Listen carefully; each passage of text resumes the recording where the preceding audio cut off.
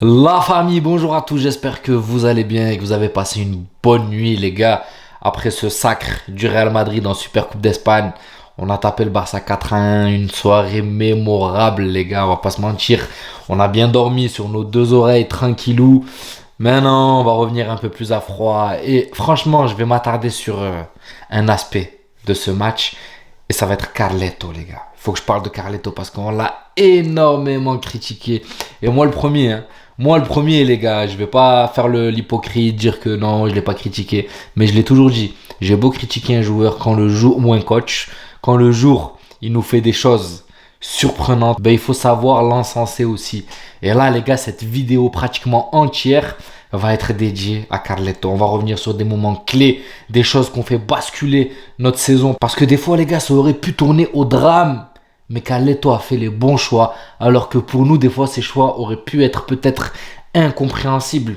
On s'est dit, mais pourquoi il fait ça? Pourquoi il rentre pas lui? Pourquoi il rentre pas un tel? On va revenir dans le détail sur tout ça. Mais c'est pour moi des petites anecdotes qui sont importantes de rappeler.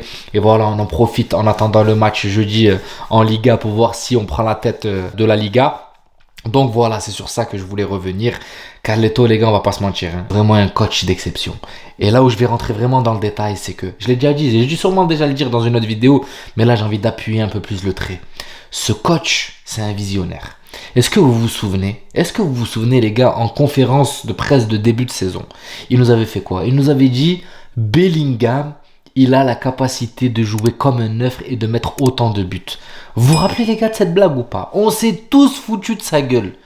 Tous, moi le premier, j'ai fait une vidéo, vous allez chercher dans les archives derrière, vous la trouvez. J'ai dit mais il est sérieux lui, on veut un neuf, on a besoin d'un neuf. Tous les ans le Real joue avec un numéro 9, c'est pas possible. C'est pas possible, on avait dans notre tête, c'était inconcevable de voir Bellingham milieu de terrain, qui a toujours milieu de terrain, aller jouer neuf ou essayer d'aller jouer neuf. Mais ce que je disais, c'est que lui, les gars, il était en train de travailler.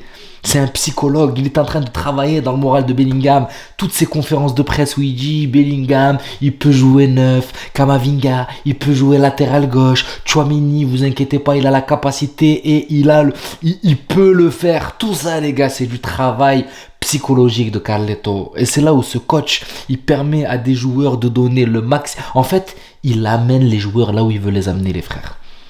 Il amène les joueurs là où il veut les amener juste avec sa psychologie. Et c'est là où on dit que c'est un fin pédagogue. Parce que regardez, qu'est-ce qui s'est passé, les gars. Après cette conférence de presse où on l'a tous clashé, on s'est dit, mais il est sérieux. Il est où notre neuf? On veut notre neuf. Il nous a dit, non, Bellingham, vous inquiétez pas. Il pourra mettre autant de buts qu'un neuf. Bellingham, il est pichichi, les gars. Bellingham, à l'heure actuelle, il ne le restera pas, sûrement pas. Mais quand même, pour un milieu de terrain qui fait sa première année en Liga, il l'a mis dans les meilleures conditions possibles pour tirer le maximum de lui-même. C'est ça le truc, les gars. C'est qu'il l'a amené, il lui a dit, écoute Mino, t'es jeune, on t'a payé un petit billet, mais là, c'est toi. On va tout miser sur toi et j'ai confiance en toi. Et t'es capable de marquer, t'es capable de tout faire. Bellingham le rend, les gars, pardon. C'est sa saison la plus prolifique. Ok, il a 20 ans. Et j'espère que ça va être que exponentiel. Il y aura des moments de doute de temps en temps, c'est sûr et certain. Mais là, ce qu'il fait, c'est énorme. Et Carlo Ancelotti y est pour beaucoup. Et c'est pas la seule anecdote. On revient encore pareil. Une autre phase, les gars. J'aime bien ressortir un petit peu des petites périodes comme ça, là. Rodrigo. On revient sur Rodrigo, les frères. Est-ce que vous vous souvenez, avant qu'il explose, là, qu'il fait ce qu'il est en train de nous faire actuellement, là, avant qu'il enchaîne les buts, les passes, dès qu'il est dans cette forme. Vous vous rappelez de Rodrigo et Vinicius, les gars? Bon, après, Vinicius, en l'occurrence, il s'est blessé juste après. Mais rappelez-vous de Rodrigo. Il était en train de traverser un désert. Vous vous souvenez ou pas? Il était en train de traverser un désert. Psychologiquement, ça allait pas, on le sentait. Et on était tous là à réclamer le changement. On voulait tous que Brahim Diaz joue. Les gars, faut pas être hypocrite sur ça, c'est vrai ou pas? On le demandait tous, on demandait le changement, vas-y, c'est bon, Rodrigo, il est fatigué, il fait que rater, machin. Mais Carleto nous a pas écouté, les frères. Et il a écouté personne.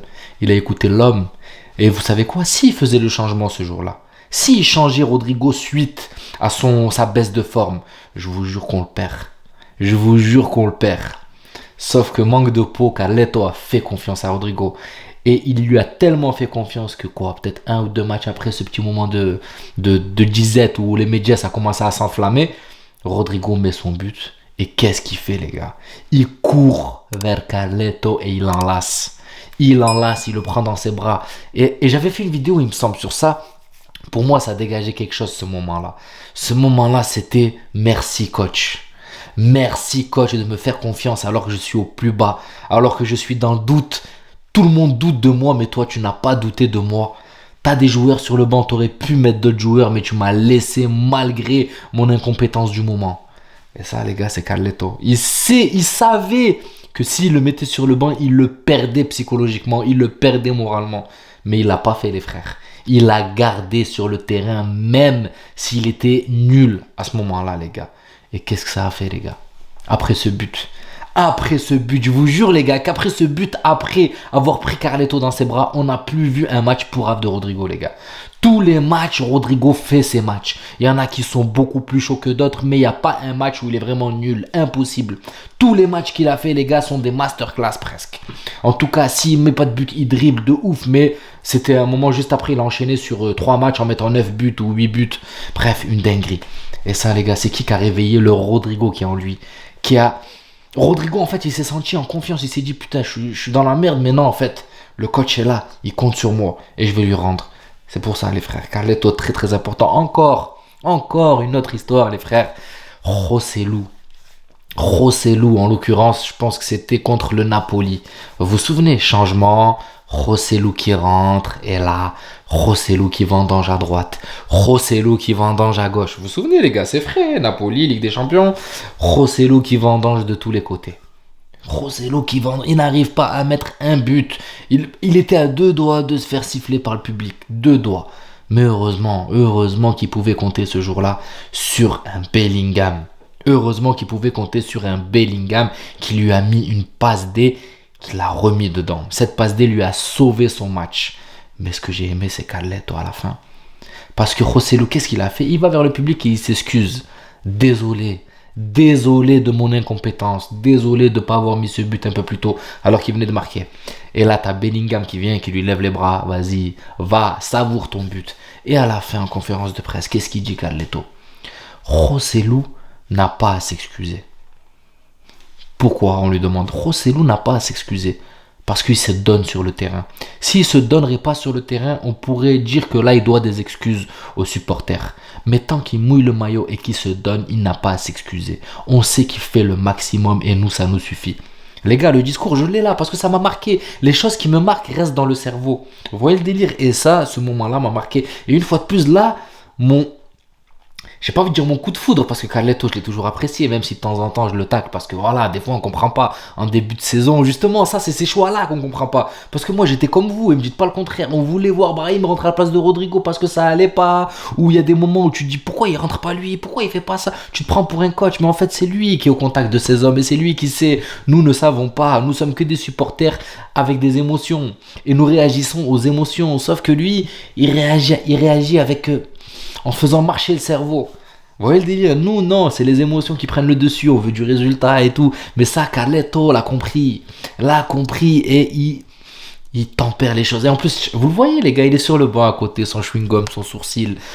Il sait ce qu'il fait, le mec. C'est un des meilleurs coachs du monde et je l'apprécie énormément. Et là, ce qu'il fait sur cette saison, c'est exceptionnel. C'est exceptionnel. En l'occurrence, des fois, je vous le dis, j'assume ce que je dis. Des fois, il me fait péter les plombs. Des fois, il me fait péter les plombs sur les compos quand je vois Kroos et Modric, alors que je sais qu'on va se faire bouffer. Mais en fait, non, c'est limite, t'as envie de croire qu'il leur lâche des matchs exprès pour les préparer psychologiquement, pour dire attention, là, vous jouez, les gars, mais dans 2 ou 3 matchs, vous n'allez pas jouer parce qu'il y a de grosses échéances qui arrivent. Et c'est ce qui s'est passé. Il a mis Kroos et Modric sur 2-3 matchs derrière, là, contre Arandina ou je sais plus, d'autres équipes là, contre qui on a joué. Il les a alignés 2-3 matchs d'affilée, je pense. Hein. Kroos, Modric, on se posait des questions. Je disais, putain, les gars, il n'y a pas d'impact physique là, ça va, on peut maîtriser. Mais quand il y aura de l'impact physique, ça va être compliqué. On joue l'Atlético, il n'y a pas Kroos et Modric. On joue le Barça, il n'y a pas Kroos et Modric. Ça veut dire en fait, Carleto, c'est un très fort level. Donc voilà la famille, c'était une vidéo que je voulais lui dédier. J'espère qu'elle vous plaira. On se rappelle quelques petites anecdotes. Ça fait toujours plaisir de se remémorer ça. Donc voilà la famille, n'hésitez pas à vous abonner, à liker. Je suis pas revenu plus sur le match parce que voilà, vous avez tous vu les gars cet exploit qu'on a fait, tant mieux pour nous. On a battu le Barça, maintenant faut se concentrer sur la suite. Faut se concentrer sur la suite et c'est ça la mentalité du Real. On savoure pas assez, c'est vrai qu'on savoure pas assez, mais c'est cette mentalité de vainqueur qui nous laisse avancer vers l'avant les frères. Donc voilà la famille, n'hésitez pas à vous abonner, à liker, ça donnera beaucoup de force à la chaîne et je vous dis à la prochaine vidéo et prenez soin de vous. Ciao la famille.